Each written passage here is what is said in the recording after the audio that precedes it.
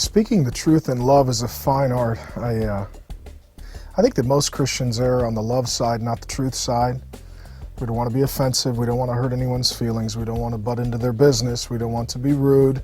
We don't want them to think ill of us. We don't want to jeopardize the relationship. We don't want them to be unhappy with us.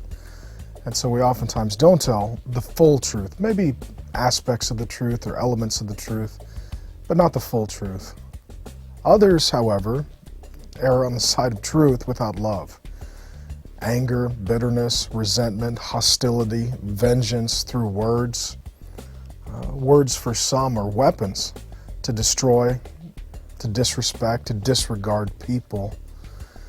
The difficulty is, first of all, being honest enough to know which error we are most prone to. Love without truth, or truth without love, and then being willing to humbly repent and to learn and to grow.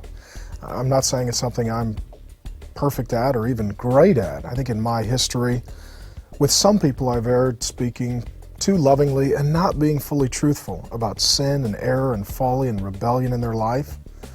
Other people I've erred, oftentimes, perhaps most often, being brutally honest, completely frank, fully forthcoming, but not very tender, not very affectionate, not very patient, not very merciful, gracious, loving, kind as God is with me.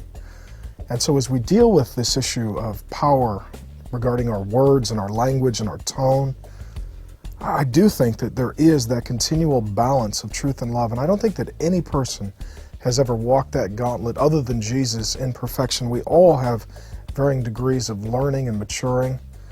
And I think that in regards to certain people, there are some that we're not truthful enough with. There are others that we're not loving enough with. And it's an issue of not just thinking this is the way that I am, but this is the way that I am in relationship with certain people, and learning to be consistent and then being able to be perfectly honest and perfectly loving in as much as we are able.